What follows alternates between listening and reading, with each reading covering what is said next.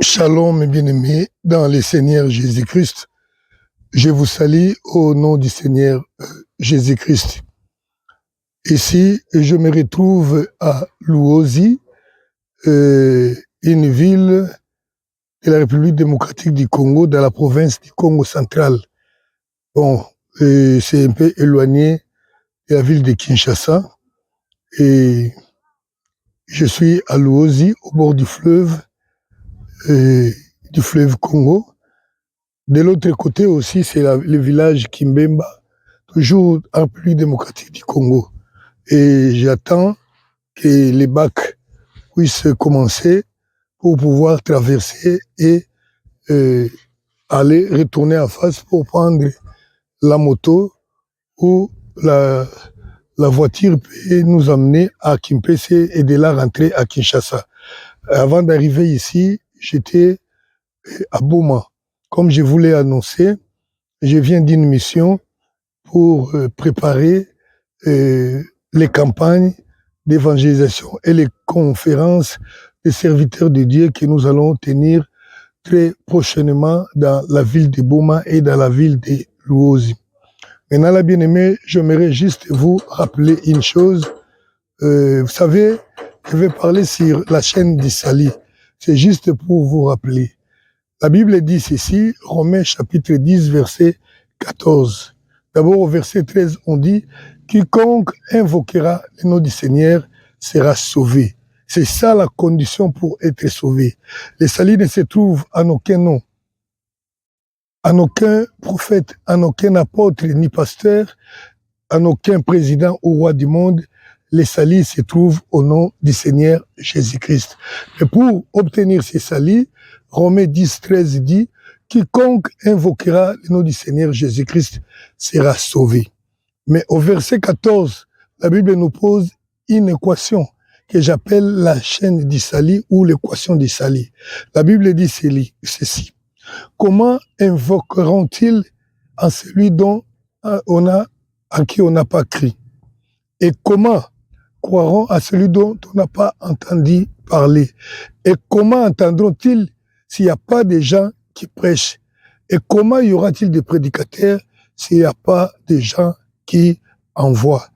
Donc, ainsi donc, la Bible démontre que pour qu'un homme puisse être sauvé, il y a au moins 4 postes, il y a 4 chaînons qui font la chaîne du salut qui doivent être exécutés, activés pour que les salut parviennent aux hommes. Premièrement, parce que la condition, il faut invoquer le Seigneur Jésus-Christ. Mais pour invoquer le Seigneur Jésus-Christ, comment peut-on invoquer la personne à qui on n'a pas cru? Comment on peut appeler personne à qui on n'a pas confiance? Il faut d'abord comprendre que cette personne est qualifiée pour m'aider ou pour me faire ceci ou cela. Alors qu'on invoque, et c'est ce qui va donner la foi pour invoquer. La condition pour être sauvé, il faut invoquer. Mais pour invoquer, il faut croire. Et la Bible dit, comment croiront-ils à celui dont on n'a pas entendu? Or, pour entendre, il faut qu'il y ait une personne parle. Voilà pourquoi la Bible dit, comment entendront-ils s'il n'y a personne qui ne prêche? Il faut qu'une personne prêche l'évangile selon qu'il est écrit. Il a plu à Dieu de sauver les hommes au moyen de la prédication de l'évangile. Et ce n'est pas n'importe quel évangile. Selon 1 Corinthiens 1, 21 jusqu'à 23. C'est l'évangile de la croix qui sauve. Et on dit maintenant, comment y aura-t-il des prédicateurs si personne n'est envoyé? Moi, j'ai dit que à la base de tout, ce sont des gens qui doivent envoyer. Parce que vous savez, comme le Seigneur nous a dit, allez. Cette histoire d'aller, d'envoyer les gens ne peut pas s'arrêter dans une église parce que vous avez construit une grande maison que vous appelez église, qui est appelée abusivement église, et vous dites que vous ne pouvez plus y aller. Non, il faut quitter le confort de nos églises, et tapisser, lambrisser, climatiser pour aller partout annoncer la bonne nouvelle du Seigneur Jésus-Christ, afin que les âmes soient sauvées. Voilà l'importance de ceux qui envoient. Quels sont les gens qui envoient? C'est vous, c'est l'Église, C'est les gens qui acceptent de donner leurs moyens aux personnes qui sont disposées. Et c'est les personnes que le Seigneur a disposées pour pouvoir aller annoncer l'évangile. Voilà, c'est ce que nous faisons. Nous ne le faisons pas aujourd'hui, nous le faisons depuis longtemps et nous continuons à le faire car nous savons que Christ revient bientôt. Et là, nous étions venus pour préparer, nous avons tenu des réunions avec les pasteurs et pour les préparer à cette grande campagne. Nous avons tenu un culte à Boma et maintenant là, il nous faut des moyens bien aimés car l'œuvre de Dieu nécessite les moyens. Voilà. Donc nous allons retourner d'ici là pour organiser les campagnes d'évangélisation pour le peuple et une grande conférence que nous intitulons l'état de l'Église. Il faut que les gens de l'Église comprennent l'état de l'Église, car nous savons que Christ revient bientôt. Cependant, il y a une chose que les gens ignorent, l'Église du Seigneur Jésus-Christ est infiltrée. Et il y a risque que ceux qui se trouvent dans l'Église ratent l'avènement du Seigneur alors qu'ils attendent, qu'ils disent attendre le Seigneur Jésus-Christ.